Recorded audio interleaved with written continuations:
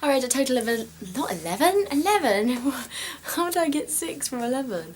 I read a total of 6 books in the month of January, and I started the year off with When It's Ajar by Tom Holt. This is a story about a man named Morris who kills a dragon with a butter knife and consequently loses the love of his life. This is paralleled with a story of a man that is stuck in a jar and keeps on forgetting his memory. And this book is definitely as weird as that synopsis sounds.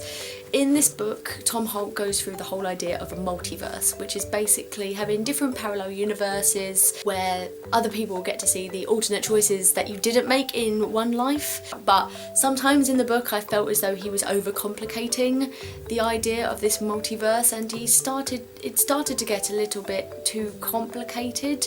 I mean, it was good that he was going into so much detail, but in a comedy book such as this, it kind of takes away from the humour when you start explaining things to a very high degree, and I felt as though he lost a lot of the plot and it just became the development of the multiverse rather than the actual storyline. I felt as though at the beginning it was hilarious and I couldn't wait to carry on, but towards the middle I wasn't really wanting to read it as much as I was at the beginning, and it kind of petered out story-wise. But I still say that it's a very funny read, and I really do like Tom Holt's books, so I'm not going to stop reading them just because of this one. Next I read Number 9 Dream by David Mitchell. This revolves around a boy who has moved to Tokyo to find his father.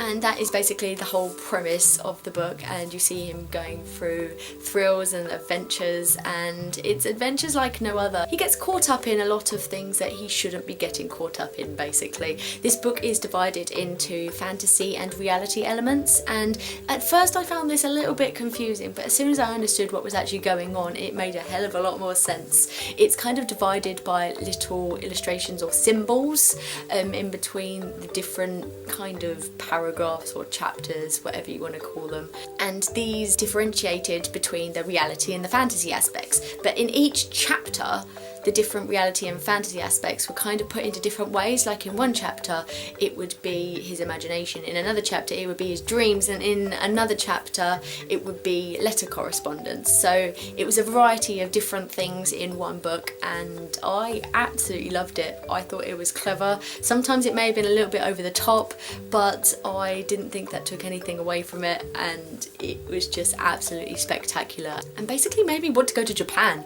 It painted Japan in the most vivid, colourful, illustrative way that it just made me feel as though I was there looking for his father with him, and I just absolutely loved it. I thought it was incredible. Third book I read was Gone Girl by Gillian Flynn. This book revolves around a couple, and on their anniversary the wife goes missing, and it's basically the husband's journey trying to find the wife. I still haven't made up my mind whether I really like this book or not, basically. It's one of those Marmite books I've heard, you either love it or you hate it, but I'm a little bit in between because I'm not entirely sure. On one hand I found it to be absolutely disturbing and horrible and just something that I didn't want to read, but then on the other hand I'm thinking to myself, maybe that's what made it a good book. Maybe the fact that it made me feel all those emotions makes it an absolutely amazing read. And another example of that is the fact that I couldn't stand any character in this book. Every single character just grated on me and was really horrible, and just hated every single character. They were all conniving and slimy and just not very nice people. Not people that I would want to associate with. And again, maybe that's just Gillian Flynn's absolutely amazing writing that made me feel that way. But I think this book is very love-hate with me, so I didn't actually give it a rating on Goodreads because I just don't know what to say. I've never felt this way about a book before. Like, I've had times where I've had to think about ratings, but I've never not given a book a rating. So it's a very special book in that way. The fourth book I read was Tribute by Ellen Renner. I got this as a proof copy from Hotkey Books, and it basically revolves around a girl called Zara. She is a mage, and the whole country is run by mages or magic users, and they rule over the Kine, who are the non-magic users of the country. Zara doesn't actually agree with the whole idea of the mages ruling over the Kine, so she joins a rebel group called the Knowledge Seekers and spies for them, and that's where it all starts off. I absolutely love this book. Oh my goodness. I didn't know what to think about it when I first started it because I have been going off YA a lot recently because of the predictability of a lot of it and the love stories, but this one was absolutely amazing. I couldn't stop reading it and I could not get enough of it. It's absolutely fantastic. The character development is wonderful, and for once I actually loved a female character. I thought that Zara was the best female character and she was the most kick-ass and she was amazing basically. She fought for what she believed in, she didn't back down, and she didn't solely make her decisions over a boy. The only aspect of the book that I didn't like was the insta-love and the way that she kept on mentioning him throughout the book. I didn't feel as though the choices that she made were solely based on her newfound love, so I was able to glaze over the kind of insta-love aspect of it because I still thought that the rest of the book was absolutely amazing, and the world building was fantastic. Like, obviously there's things that I am still yet to find out, but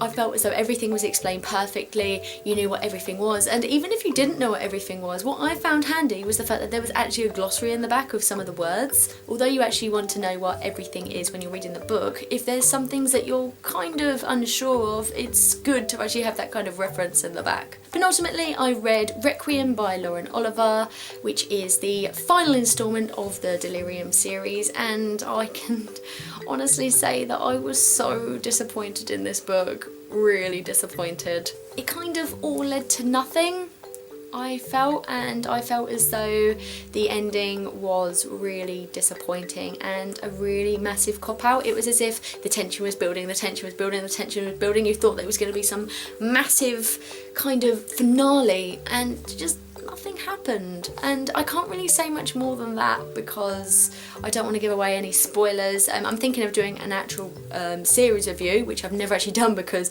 I haven't completed many series. But yeah, I just, it was just a downer on the series because Delirium was great, Pandemonium was amazing, and Requiem just no. And last but not least, I read Mr. Penumbra's 24-Hour Bookstore by Robin Sloan, and this was an amazing way to end the month. It revolves around a man named Clay who, because of the recession, has been sacked from his job and manages to get a job in a 24-hour bookstore working the night shift. Not many people come to this bookstore, but there are an eclectic few that do and pick out the really weird books that are at the back of the store.